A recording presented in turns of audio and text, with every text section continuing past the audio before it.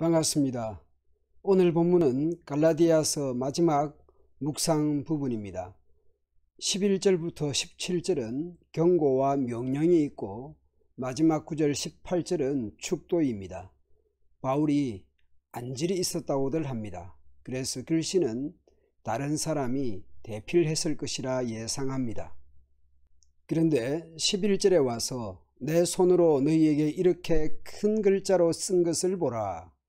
우리말 성경에는 보라가 제일 뒤에 있지만 헬라어 성경은 보라 단어가 제일 먼저 나옵니다. 보라, 내 손으로 너희에게 이렇게 큰 글자로 쓴 것을 11절을 통해서 독자들의 주의를 환기시키고 있습니다.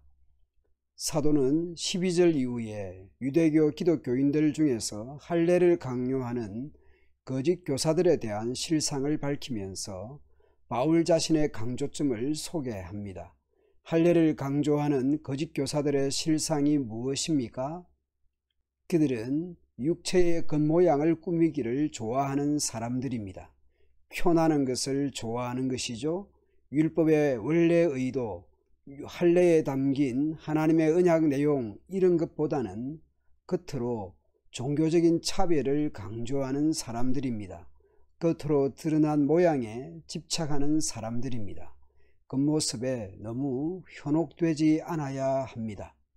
두 번째, 그들은 여러분 곧 이방인으로서 기독교인이 된 사람들에게 할례를 받으라고 강요했습니다. 이 할례를 강요해서 바울의 사도된 권위를 떨어뜨렸을 뿐만 아니라 그리스도 예수님의 복음의 내용을 심각하게 훼손하게 된 것입니다. 세 번째, 유대인 기독교인들, 거짓 교사들은 그리스도의 십자가 때문에 받는 박해를 면하기 위하여 할례를 강요한 것입니다. 그 당시를 상상해 보면 예수님을 안 믿는 유대인들이 대세였을 것입니다. 그 와중에 유대교에서 기독교로 개종한 자들이 할례받지 않은 이방인 기독교인들과 교제하는 것 때문에 핍박이 있었을 것입니다. 그 핍박을 피하기 위하여 신자된 이방인들에게 할례받게 해서 마치 유대인으로 개종한 것처럼 만들어서 이방인들과 교제하는 것 때문에 당하는 어려움을, 박해를 피하기 위해서 할례를 강요하지 않았을까 싶습니다. 네 번째, 그들은 할례를 받은 사람들 스스로도 율법을 지키지 않으면서 여러분에게 할례를 받게 하려는 것은 여러분의 육체를 이용하여 자랑하려는 것입니다. 결국 자신들의 우월감을 위한 것이죠. 율법은 지키지 않으면서도 할례 한 번으로 자기 자랑과 자기 치장을 위한 도구로 여겼을 것입니다. 그러면 바울은 무엇을 내세우며 무엇을 자랑합니까? 그런데 내게는 우리 주 예수 그리스도의 십자가 밖에는 자랑할 것이 아무것도 없습니다. 나를 내세우고 나를 치장하고 나를 자랑할 것은 없습니다. 그리스도 십자가 복음 외에는 자랑할 것이 없습니다. 그리스도로 말미암아 내 쪽에서 보면 세상이 죽었고 세상 쪽에서 보면 내가 죽었습니다. 그리스도 복음으로 말미암아 세상과는 단절을 가져왔습니다. 마치 세상 안에 있지만 세상의 사람으로 살지 않는 것입니다. 유대교에서 기독교로 개종한 이들이 유대교와는 단절하지 않고 핍박을 피하려는 의도와 자기 자랑과 치장을 위해서 할례를 강조하는 이들과 사도 바울은 너무나 대조적입니다. 사도가 강조하려는 것이 무엇입니까? 할례를 받고 안 받고 하는 것은 문제가 아니라 새 사람이 되는 것이 중요합니다. 무엇이 중요하다라는 것입니까? 새 사람이 되는 것입니다. 복음 안에서, 예수 그리스도 안에서 새 사람이 되는 것이 중요하다라는 것입니다. 할례를 받았느냐 안 받았느냐, 유대인이냐 이방인이냐, 그것이 중요한 것이 아닙니다. 예수 그리스도 안에서 거듭났느냐, 복음을 믿느냐 하는 것이 더 중요하다라는 것입니다. 사도는 교회 안에서 유대인과 비유대인 출신지를 중요하게 여기지 않습니다. 그리스도 안에서 새로 지음받은 그리스도인이냐 아니냐가 중요합니다. 하나님께서 이 원리를 따라 사는 사람들과 하나님의 백성 이스라엘에게 평안과 자비를 내려주시기를 기도합니다. 17절에서 사도는 경고합니다. 이제부터는 아무도 나를 괴롭히지 마십시오. 내 몸에는 예수님의 흔적이 있습니다. 흔적은 낙인입니다. 불에 달구어서 종의 몸의 흔적, 낙인을 찍어서 소유자를 표시합니다. 마치 그와 같이 바울은 자신의 몸에 예수님의 흔적이 있다고 합니다. 예수님의 종, 예수님의 소유라는 것입니다.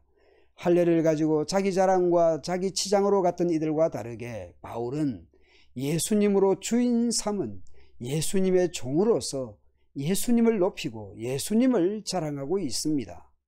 갈라디아서 마지막 9절 18절은 축복의 인사로 마무리하고 있습니다. 형제 여러분, 우리 주 예수 그리스도의 은혜가 여러분과 함께하기를 기도합니다. 아멘. 16절과 18절에서 사도는 복을 기원하고 있습니다.